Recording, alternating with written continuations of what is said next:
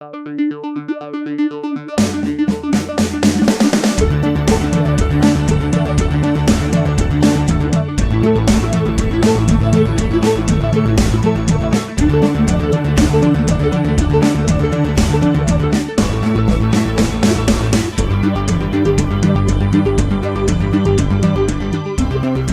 everyone, my name is Duffy, and I thought I'd take a little time today to talk about 45s. This here is my collection.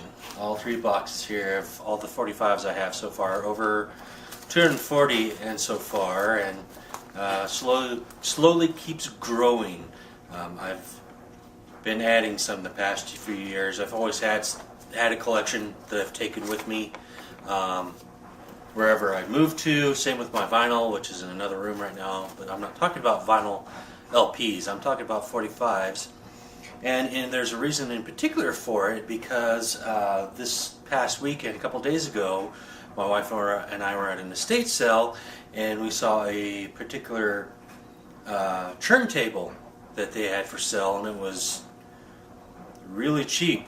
Well, at least what I consider cheap, and then everything at this house was on half off sale.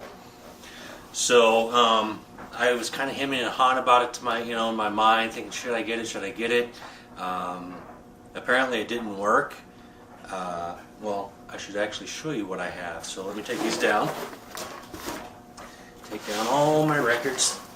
Oh, good Lord, that's a lot. So what I picked up was this. It's an RCA Victor 45 record player. Model number is 45EY2. So this was made in 1950. And the plastic is Bakelite. It's an early form of plastic. It's in really great condition, other than it doesn't work very well. So I picked this up. Everything was half off sale, and I was kind of hemming and hawing about it. My wife says, other people are talking about it, they're thinking about coming back to it, just get it. So I grabbed it. We paid half the price on it, so I paid $17.50 for this, $17.50 for this.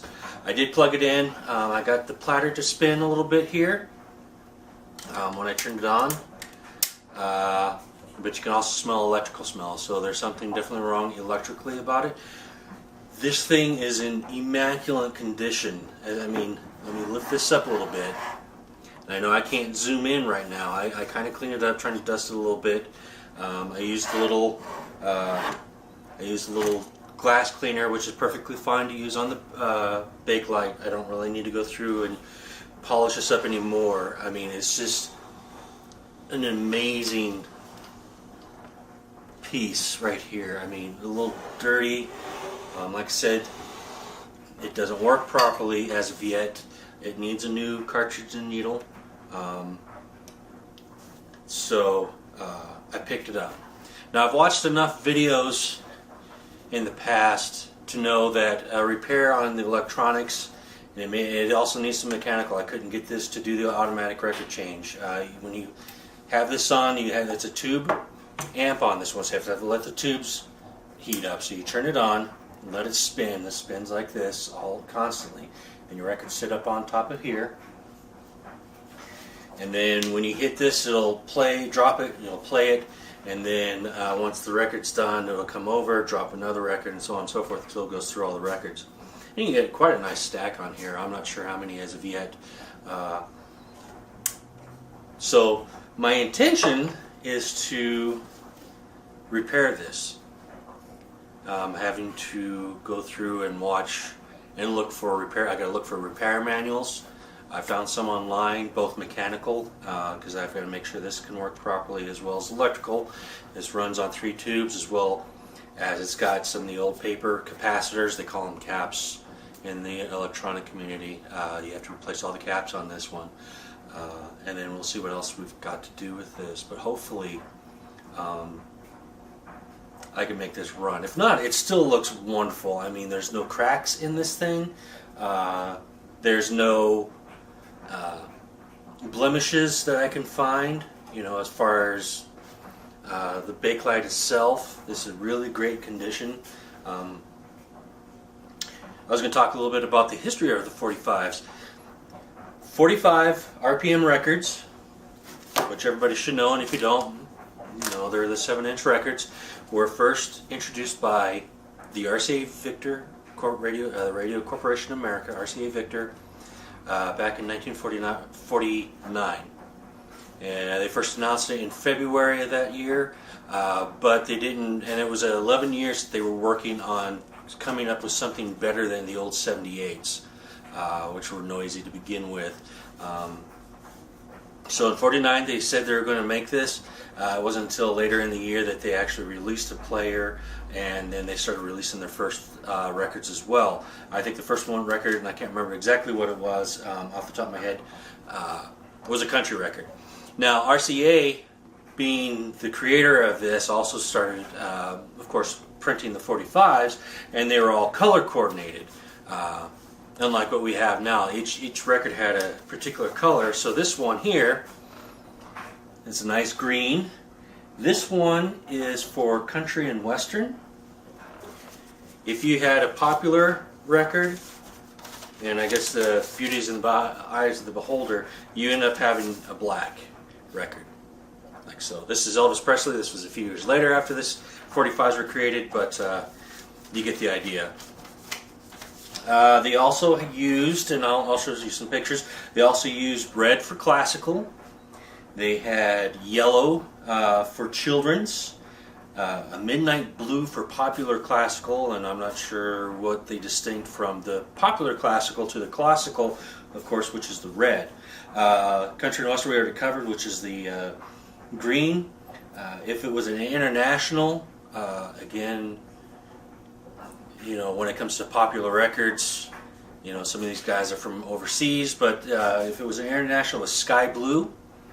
And then for rhythm and blues, it was either cerise, which is like a dark red, cherry red, or an orange, which I've seen pictures of, and I have up here as well.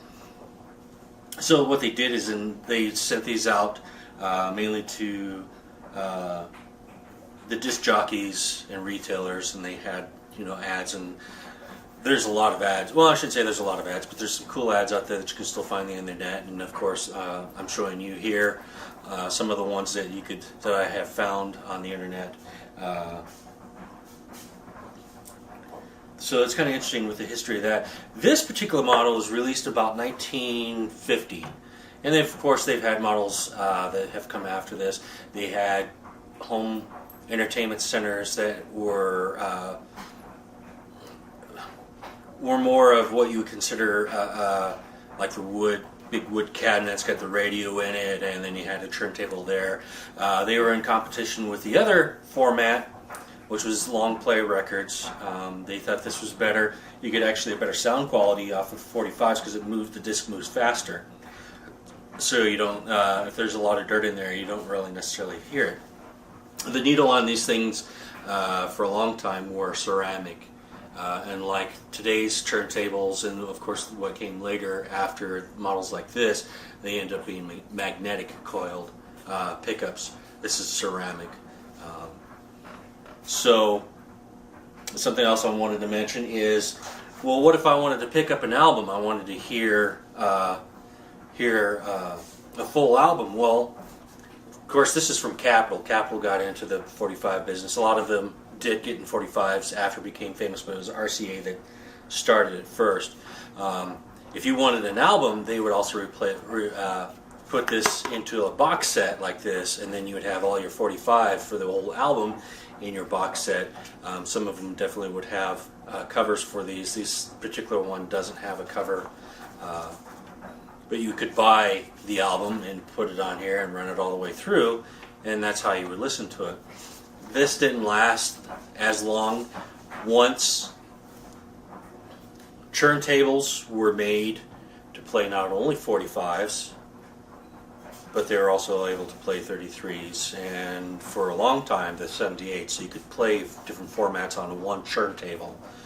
This kind of went away. I am in the market for looking for one. Oingo Boingo did one in '87 for the album Boingo. So they did a little box set like this on 45 as well, but not many bands really did this in the 80s, if at all.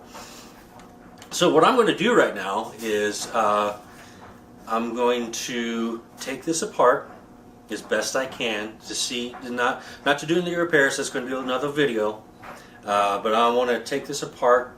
You're going to be seeing it with me as well. I'm going to take it apart. I'll flip it here on the back, here, on the side here. So I've got some screws here. Actually, it's missing one screw down here, but the other screws are here at the top or there. I want to pull out. I want to take a look at the amplifier as well as any of the mechanics on it. And kind of cool that it's only a three foot here instead of a 4 foot. 1, 2, 3. This here says, and I'm not going to get a close up on it, but this is to certify that this instrument has the acoustical balance which produces the tone of the golden throat. And it's signed, I'm not sure, D.D. Cole? D.D. Cole?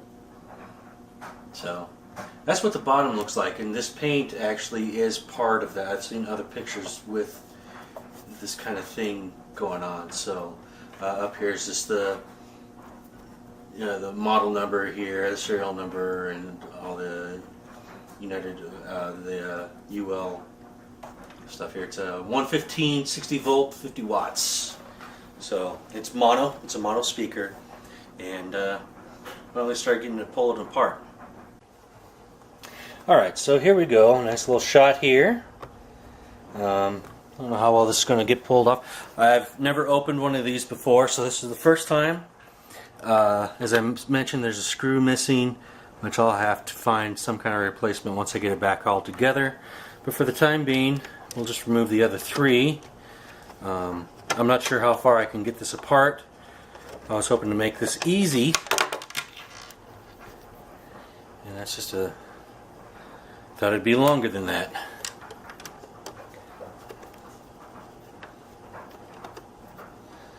Get these 3 out here. Now I know there's folks who do this as a hobby, sometimes for a living. So I'll probably be talking to some folks. I've got a line on needles and cartridges. First guy I'd probably go to is a website called voiceofmusic.com. Look how dirty that is. We'll clean that up here in a few. Voice of Music, I've bought stuff from him before, and wow. Like I said, I was hoping I could pull this all out, but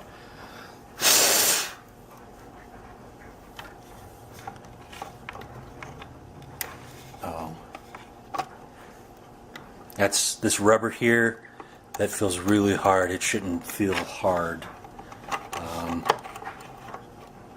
This here, if you haven't never pulled out, actually this is part of the mechanical that changes the record. The motor is right here, and I bet you there's a wheel to that as well.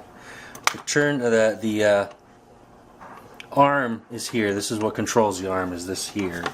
So it's supposed to go through a cycle that would lift it up, bring it over, and then set it down, and that's what this does. But this shouldn't be hard as a rock.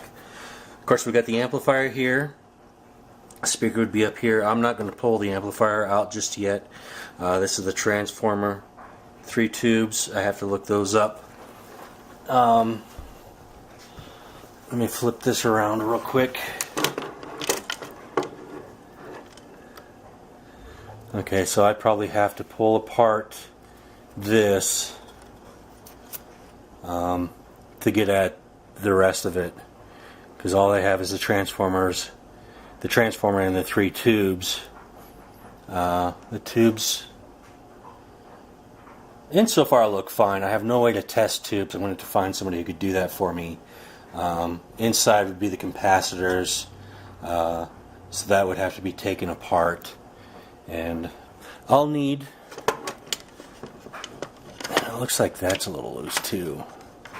It's kind of a little spring loaded, so it looks like, I don't know if that needs to be tightened down a little bit or not. Something else I have to look into. So I was hoping to be able to see a little bit more than this, but well, it's a first step anyway to doing the repair on this. Like I said, I can get capacitors, I can get the needles, I can get even new stuff like this. There was a time when these things would cut, refurbished. You could get them for about $350, so you could make a lot of bank on them. Nowadays, you're lucky to be able to sell one of these, or even buy one anywhere from $70 to $140. So if you're a resell like myself, you're not going to get as much. Now, fortunately, parts in repair can be a write-off for a business. So if you ever get in the mood for repair, whether it's a little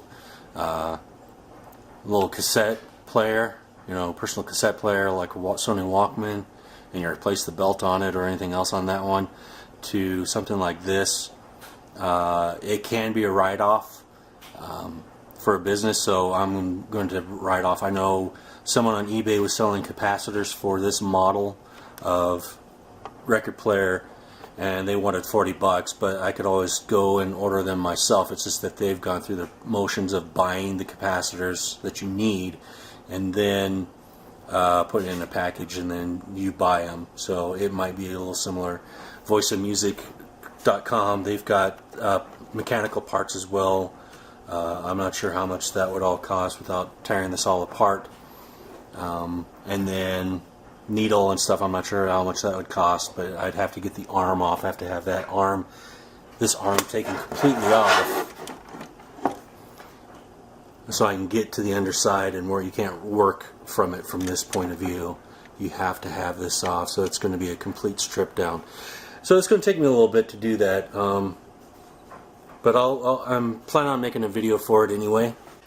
Well, I'm sorry I didn't get to show you more of the inside of this, but of course I am planning on doing a whole video dedicated to the repair of this, if all works out well, and I think it should. I will put a couple of links in the comment section to some folks, some sites that I've used, at least Voice of Music website. That's a good place to start if you're looking for belts, needles. If you're looking for needles, I'll put another one on there that I like using. But the Voice of Music does parts not only for record players like this, as well as Voice of Music, but if you're looking for like even a spindle for your record player, that's got the little tall spindle, and even the small ones, or if you're looking for 45 adapters, whether it's the circular ones or it's the old cartridge ones that sits on there, and you can do a stack of records as well. He's got that, and he's really good. If you send him your turntable model number, make, he'll make sure that you're getting the right part. So he's very friendly, very great customer service. Not just good, awesome customer service when it comes to that. They also have, I haven't utilized it as yet, but apparently they have some service manuals as well, but you'd have to call them or talk to them about stuff like that, which I will probably end up doing as well. So anyway, stay tuned for more videos, or at least a new video, however long this will take me. It's probably not going to be quick. I don't have the room in the house to, set up my own little workbench area and keep it there. I have to tear up and tear it apart and then take down when I'm done working and clean it back up. So it'll be a bit before I actually get the video up online. But thank you for watching this one, and y'all take care. Thank you.